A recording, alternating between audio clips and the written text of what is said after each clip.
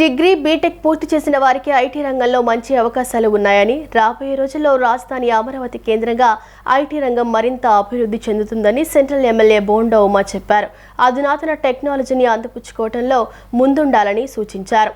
ఇలాంటి వారికి శిక్షణనిచ్చే ABC panda యువ లెర్నింగ్ బడ్డీ ఏర్పాటు చేసిన నిర్వాహకులను ఆయన అభినందించారు. అజిత్ సింగ్ నగర్, ఇంద్రనాయక్ నగర్లోని ఏఎస్ రాజు రోడ్లో ఏబీసీ పాండా యువ లెర్నింగ్ బడ్డీ కేంద్రం నేడు ప్రారంభమైంది.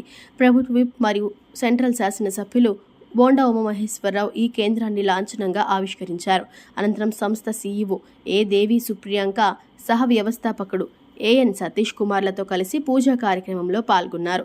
ఈ సందర్భంగా బోండా ఉమామహేశ్వరరావు మాట్లాడుతూ, నేటి యువతకు అధునాతన కంప్యూటర్ టెక్నాలజీ, ఆర్టిఫిషియల్ ఇంటెలిజెన్స్ వంటి సాంకేతిక పరిజ్ఞానం అందించడం అవసరమని అన్నారు.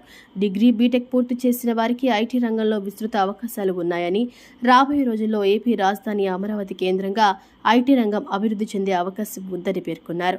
ఇలాంటి శిక్షణా కేంద్రాన్ని ఏర్పాటు చేసిన నిర్వాహకులను ఆయన అభినందించారు. విజయవాడ తమ మొట్టమొదటి బ్రాంచ్ను ప్రారంభించామని, రాబోయే రోజుల్లో హైదరాబాద్, బెంగళూరు లాంటి నగరాలకి విస్తరిస్తామని పేర్కొన్నారు. విజయవాడ సెంట్రల్ నియోజకవర్గం ఇందిరానాయక్ నగర్లో ఏబీసీ పాండా సొల్యూషన్స్ అని చెప్పి ఏదైతే అడ్వాన్స్డ్ కంప్యూటర్ టెక్నాలజీ వచ్చిందో ఆ టెక్నాలజీని ఈరోజున వీళ్ళు ఇక్కడ కోచింగ్ సెంటర్ని ప్రారంభించారు. చాలా సంతోషం. ప్రారంభించినటువంటి యాజమాన్యానికి అభినందన తెలియజేస్తాం. ఎందుకంటే టెక్నాలజీ రోజు రోజుకి మారుతూ ఉంది. ఒకప్పుడు జావా కానీ, ఏడబ్ల్యూఎస్, పైథాను, మరి ఎన్నిటికి మించి ఇవాళ ఆర్టిఫిషియల్ ఇంటెలిజెన్స్ ఏఐ వచ్చింది.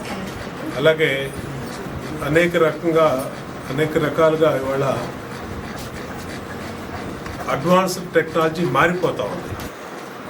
టెక్నాలజీని అందిపుచ్చుకోవటంలోనే మన యొక్క ప్రతిభ, భారతీయులు అలాగే ఆంధ్రులు ఇవాళ ముందుంటారు.